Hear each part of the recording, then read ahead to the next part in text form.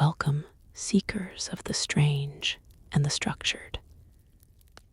Today, we embark on a grand tour of the silent architectures that have shaped human history, not the pyramids or palaces, but the invisible, often suffocating, and always fascinating frameworks of etiquette. This is a journey into the unwritten rulebooks that governed life in gilded courts, rigid drawing rooms, and ancient traditions. We are not here to merely list oddities. We are here to understand the profound human needs for order, for belonging, for meaning that gave birth to the world's most bizarre codes of conduct. For millennia, across every flourishing civilization, humanity has been obsessed with the how to eat, how to bow, how to greet, how to mourn, and even how to die. Etiquette was never simply about politeness. It was a sophisticated language of power, a tool for social sorting, a spiritual practice, and a weapon of class warfare. It was a performance where the stakes were everything. Your reputation, your marriage prospects, your political influence, your very life could hang on the angle of a bow, the choice of a fork, or the fold of a card. So let us open this vast, global tome, its pages filled with the whispers of anxious courtiers, the stern judgments of matriarchs, and the solemn rituals of warriors. Our story begins in the most opulent and deliberate cage ever constructed by mankind, the court of the Sun King. Imagine the Palace of Versailles in its prime, circa 1685. It is not merely a royal residence. It is a meticulously engineered universe, a stage for a perpetual, high-stakes drama where the script was written in a labyrinth of etiquette, so precise it could shatter a man's destiny. King Louis XIV, the Sun King, was a master sociologist. He understood that to control his powerful, often rebellious nobility, he must not just defeat them in battle, but consume their every waking moment with the anxiety of social performance. He transformed his court into a gilded spiderweb, and etiquette was the silk that bound everyone in place. At the heart of this theater was the king's own body. His daily routine was a public spectacle, a series of ceremonies known as the lever, the rising, and the coucher, the going to bed. These were not private moments, but state affairs, with access granted based on an excruciatingly detailed hierarchy. The honor of handing the king his shirt, his cane, or his napkin was a coveted political prize, fought over with more ferocity than some military campaigns. But the most potent symbol of this system was the Privilège du Tabouret, the privilege of the stool.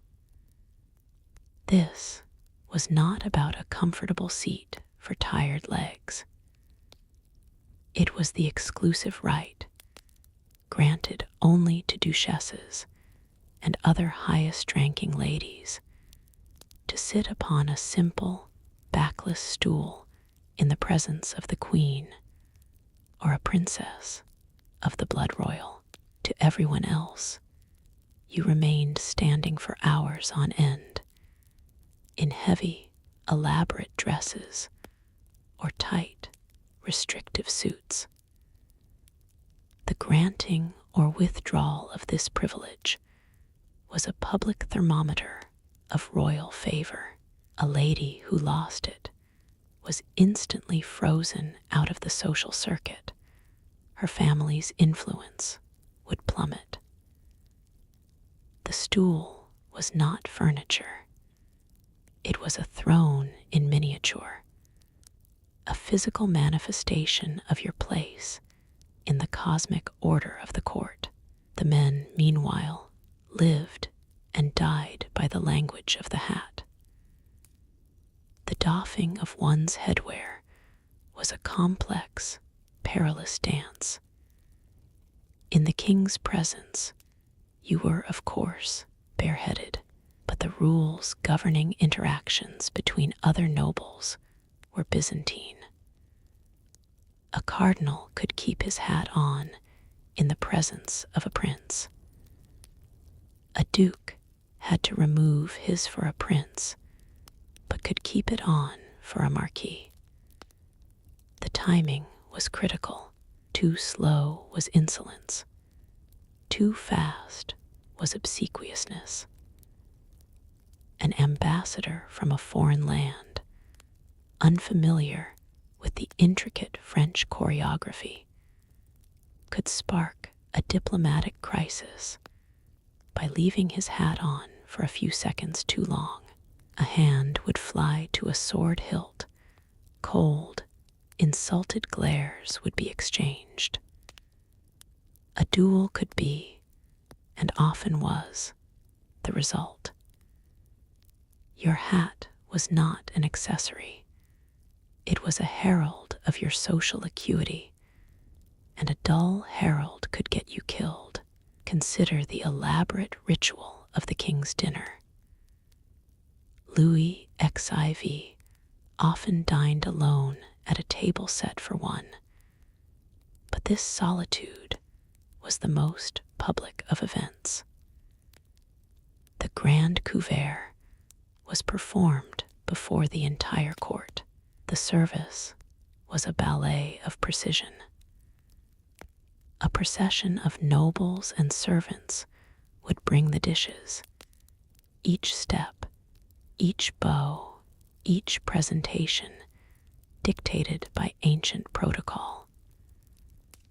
The king would not lift a finger. His food was cut for him. To be chosen to participate in this ceremony was a mark of immense favor. To be excluded was a humiliation. Every gesture, from the way a wine taster sampled the king's wine to the angle at which a dish was presented, was a silent sermon on the absolute power of the monarch and the absolute submission of his court. This system of microscopic scrutiny extended to every aspect of life. The way you walked, the depth of your bow or curtsy, the specific title you used to address a minor lord, all of it was data points in the constant calculation of your standing. Gossip was the court's currency, and a breach of etiquette was the most valuable coin. Louis XIV had achieved a masterpiece of social control. His nobles were so consumed with jockeying for position within this artificial world, so terrified of the social death that awaited a misstep, that they had no energy left to conspire against the state. The cage was gilded with the finest gold, but the locks were made of rules, and the key was held only by the king. As the 18th century gave way to the 19th, the epicenter of peculiar propriety shifted from the absolutist court of France to the bustling, smoke-choked, and rapidly changing world of Victorian England. If Versailles was a gilded cage, Victorian society was a straitjacket of propriety, tightly laced, buttoned up to the neck, and designed to impose order on the chaos of the Industrial Revolution. This was an era of profound social anxiety.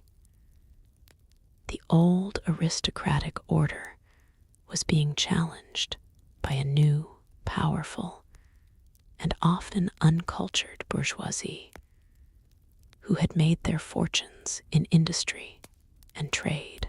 How could one tell a true lady or gentleman from someone who merely had money? The answer was etiquette. A torrent of etiquette manuals flooded the market, becoming bestsellers. Authors like Mrs. Beeton and the mysteriously named a member of the aristocracy provided exhaustive, non-negotiable codes of conduct for the newly wealthy to prove they were not just rich, but refined. And no ritual was more fraught with symbolic meaning than the system of the calling card. The simple act of paying a visit was an ordeal of precision and unspoken threat.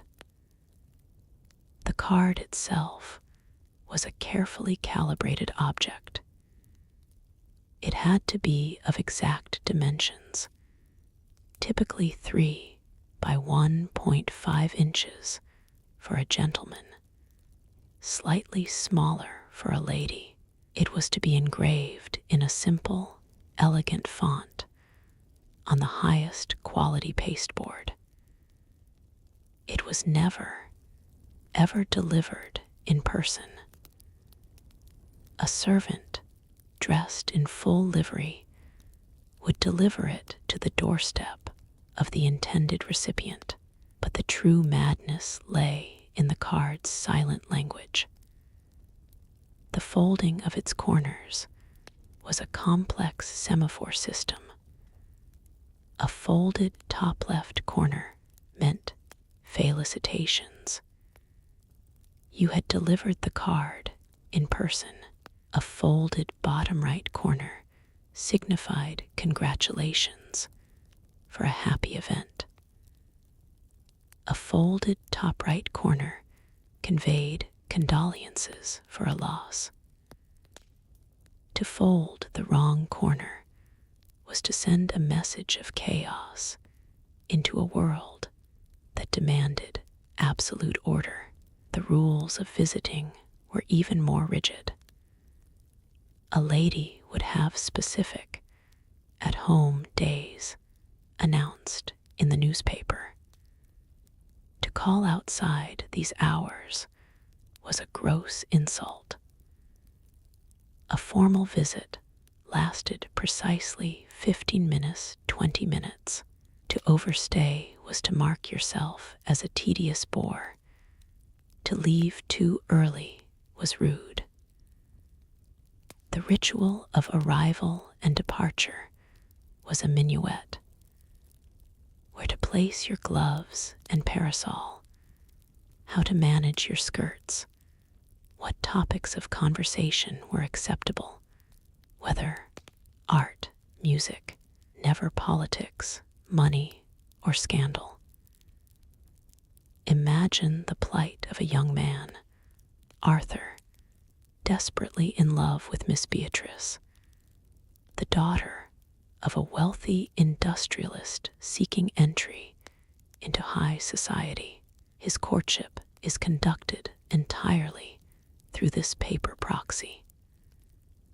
Day after day, his servant delivers perfectly rectangular cards to her door.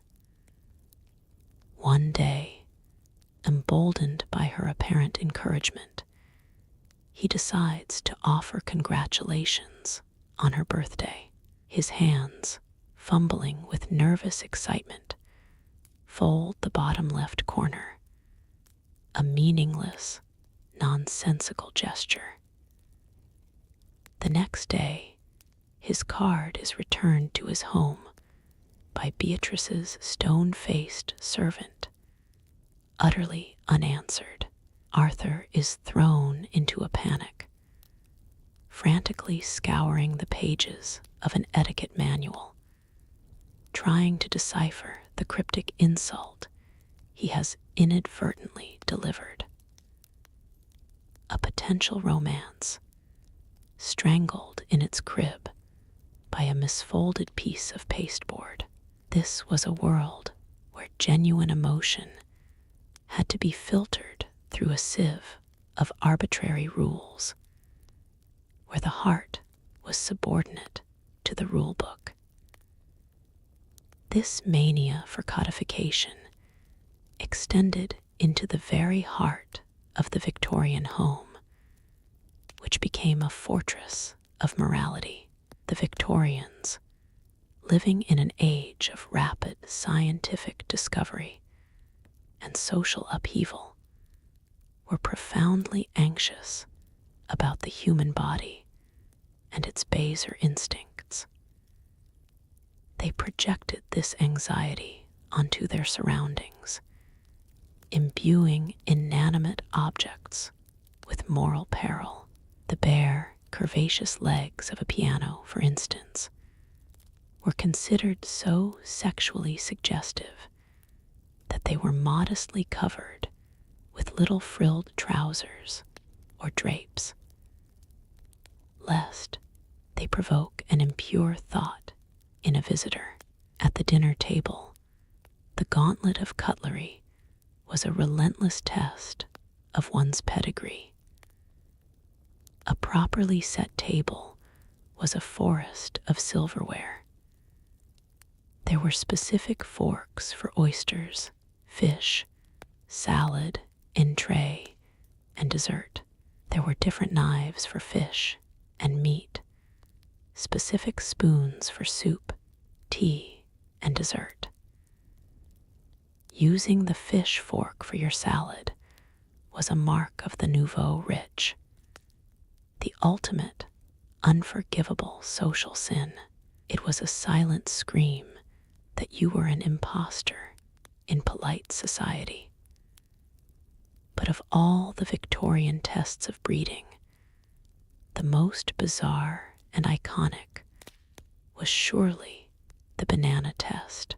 In the late 19th century, bananas were an exotic and expensive luxury, a novelty from the colonies. How you ate one was a crucial public examination of your civility. The only correct way, the gentlemanly or ladylike way, was to use a fruit knife and fork. The ritual was as follows. You would place the banana on your plate. With your knife, you would carefully slice off the top and bottom ends. Then you would make a single, clean longitudinal incision down the length of the peel. Using your knife and fork, you would gently open the peel and slice the exposed fruit crosswise into perfectly manageable, bite-sized pieces. To peel it with your fingers, as we do today, and to take a direct, visceral bite, was considered utterly savage, an act on par with eating peas off your knife or drinking soup from the bowl. Your entire social standing, the acceptance of your family into good society, could hinge on your calm, surgical dissection of a piece of fruit. It was a society terrified of the spontaneous, the natural, the unscripted. Every action, from a morning call to an evening meal, was a performance, and there was only one approved script. Now, let us voyage far from the stuffy drawing rooms of Europe, across continents, and into a world where etiquette was not about social climbing, but about spiritual and martial readiness. In Edo period Japan, 1668.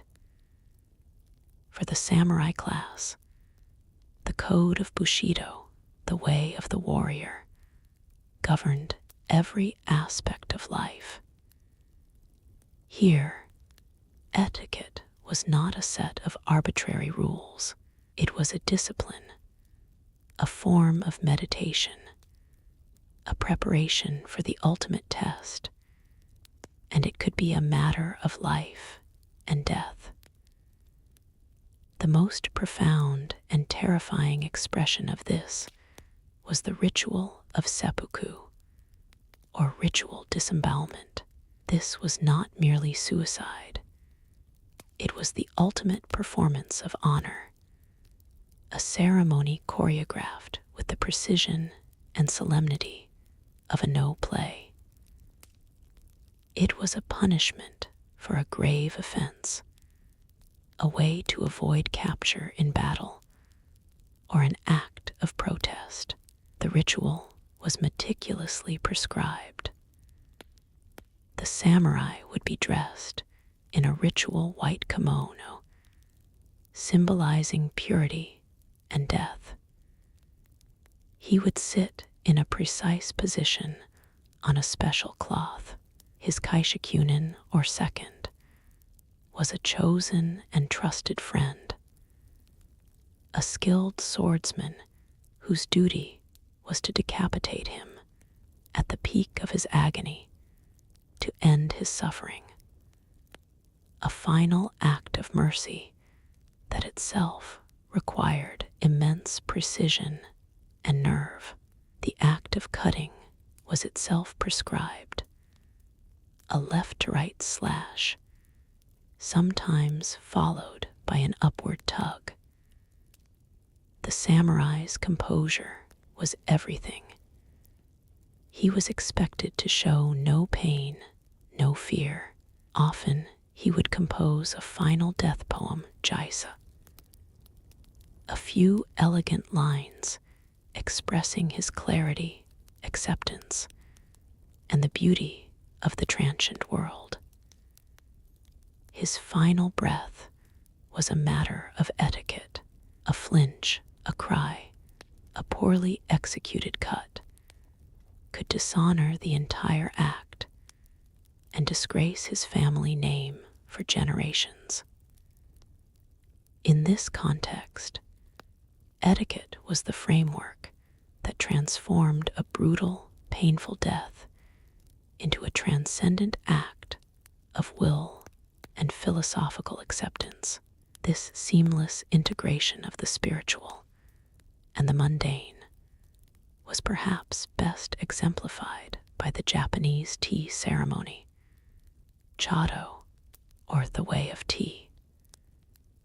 To the untrained eye, it is a serene, slow-moving ritual of preparing and serving a simple bowl of tea.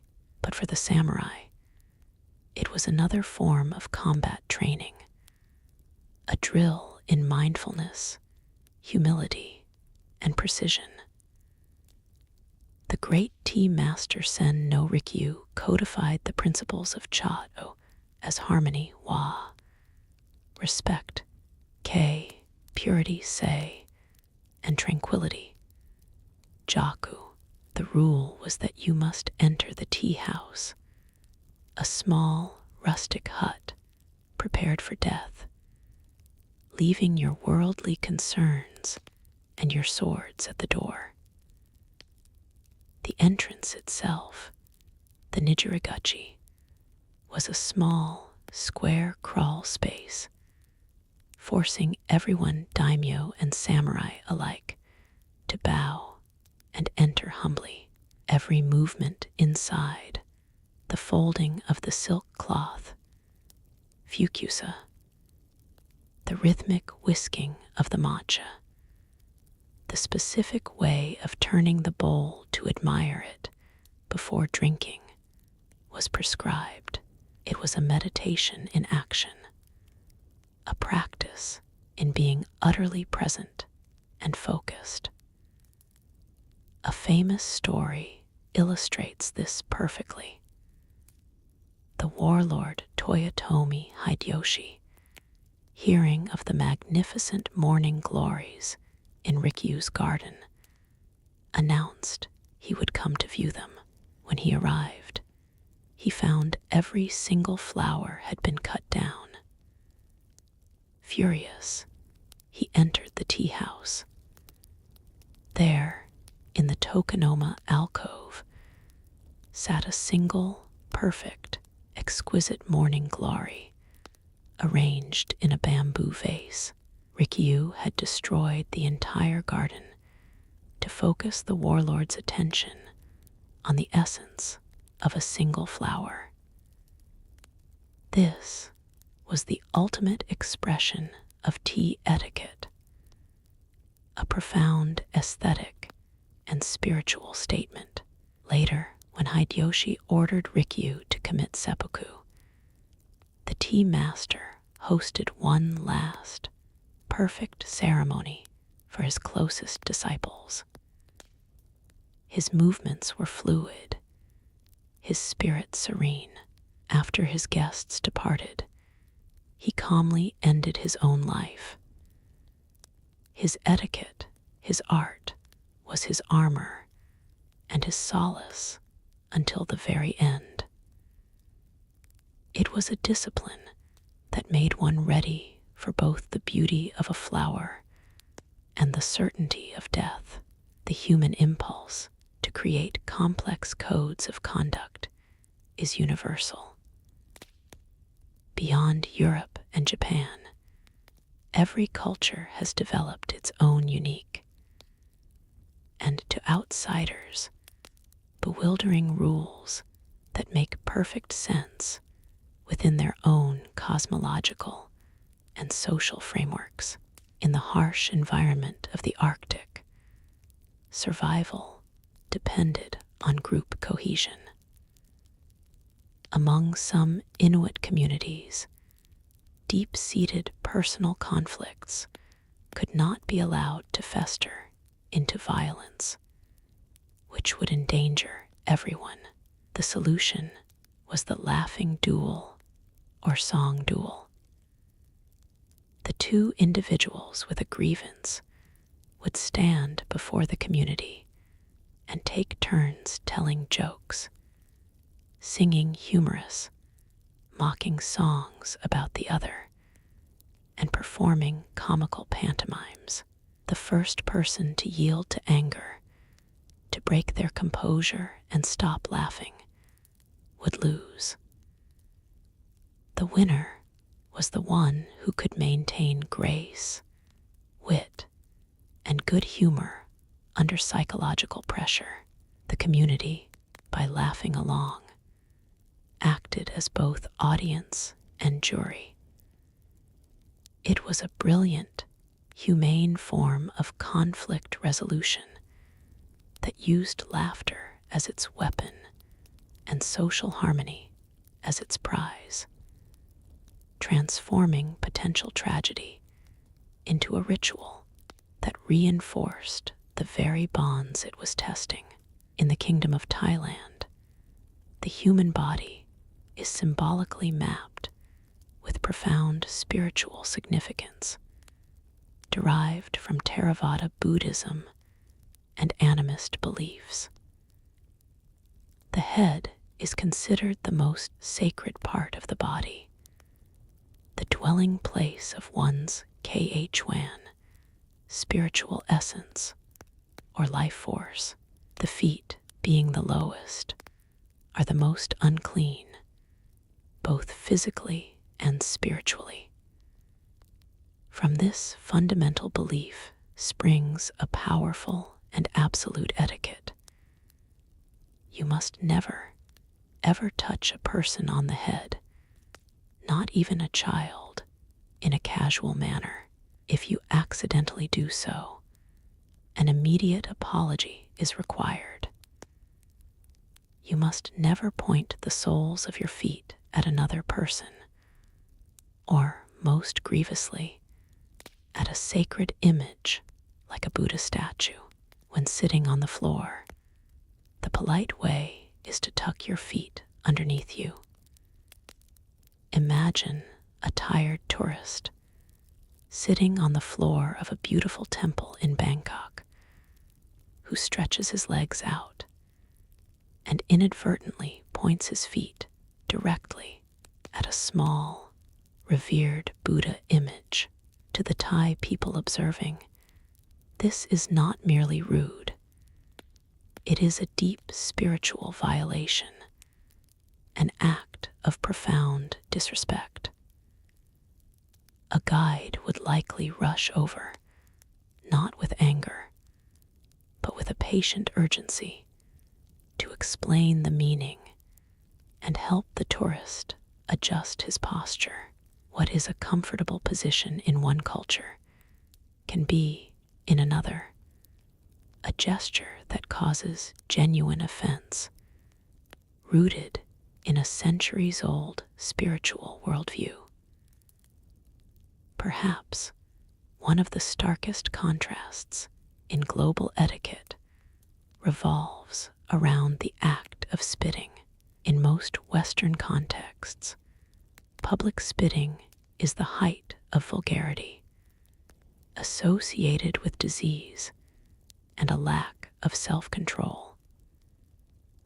But for the Maasai people of Kenya and Tanzania, saliva is seen as a life-giving force, a substance of blessing, and a symbol of the vital self.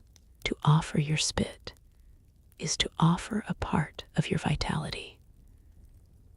A Maasai elder will spit gently on a newborn's forehead to wish it a long and healthy life, a gesture equivalent to a baptismal blessing. Spitting into one's own palm before offering a handshake is a sign of great respect and goodwill, sealing a pact or a friendship. A father might spit on his daughter's forehead on her wedding day as a parting blessing. This is not an act of disgust, but one of profound connection, a transmission of spiritual energy and good fortune. It is a powerful reminder that our own rules are not universal truths, but cultural constructs deeply embedded in specific understandings of the world and the human body. We could journey to ancient Rome, where the color of one's toga was a strict matter of law and etiquette. Only senators could wear the toga praetexta with its purple border, and a full purple toga was reserved for the triumphant general in a sacred ritual. In Ming Dynasty China, the complexity of the kowtow, the act of kneeling and touching one's head to the ground, was a central feature of diplomacy, with foreign ambassadors often refusing to perform it, seeing it as a submission of their entire nation to the emperor. In the Heian period of Japan, 794-1185, courtly etiquette was so refined that noblewomen were rarely seen, communicating through layers of screens and through the exquisite medium of poetry, where the choice of paper, the scent, and the handwriting were as important as the verse itself. The rules governing the court of the Byzantine emperor in Constantinople were so complex that a book of ceremonies was compiled, detailing every step of every ritual to prevent any deviation that might threaten the cosmic order the emperor embodied. From the stool-privileged halls of Versailles to the laughing duels of the Arctic, from the banana forks of London to the spiritual spitting of the Maasai, the history of etiquette is a mirror held up to humanity's soul. These bizarre rules were never just about being polite. They were tools for social sorting, creating order from chaos, and expressing the deepest layers of spiritual and philosophical belief. They were born from a very human need to belong, to show respect in a way your specific culture would understand, and to navigate the terrifyingly complex world of other people. And as we close this vast historical tome, we must ask ourselves, are we truly free from this? Have we, in our modern, connected, and supposedly informal world, finally cast off the shackles of arbitrary conduct? Look around. Our rule book is not printed on paper. It is written in the digital ether, and the silent expectations of our peers. We may not have the privilege of the stool, but we have the anxiety of the read receipt. The unspoken rules of digital communication are a minefield as complex as any Victorian calling card. Is a period at the end of a text passive-aggressive? What does a delayed reply signal? Disinterest, anger, strategic play. The right emoji can smooth over a conversation. The wrong one can end a friendship. We navigate the labyrinth of social media. To post or not to post, to tag or not to tag, the politics of the like, the unspoken competition of the curated life. Our dinner parties now come with the intricate dance of dietary restrictions and ethical consumption. Gluten-free, vegan, paleo, keto, locally sourced, sustainably farmed. To serve the wrong thing is not a mere faux pas. It can be seen as a moral failing. The modern office is a hotbed of new etiquette. The rules of email length, tone, CC/BCC, the politics of the open plan office, the nuances of video call behavior, virtual backgrounds, mute/unmute, on-camera dress code. We are still performing, still judging, still trying to get it right. The stages have changed from palaces and drawing rooms to digital screens and conference rooms, and the scripts have been updated for a new era. But the play, the grand, absurd, and endlessly fascinating play of human interaction continues on. The history of these bizarre rules teaches us that etiquette, at its core, is about context. It is the operating system for a specific society at a specific time. What seems absurd to us was, in its original context, a rational response to a social, political, or spiritual need. And the rules we live by today, which feel so natural and obvious, will undoubtedly seem just as bizarre, restrictive, and hilarious to future generations. Perhaps, in 1,000 years, a historian will look back at our texts and tweets, our avocado toast, and our mindfulness apps, and will write a treatise on the wonderfully weird rules of the early 21st century. They will marvel at how we used little yellow faces to convey emotion, how we ritualistically documented our meals for public approval, and how we believed that a tiny double blue checkmark could hold such immense power over the human heart. We are all, in our own way, courtiers in the court of our time, trying to master the etiquette that will allow us to belong, to succeed, and to find our place in the vast, unpredictable human story.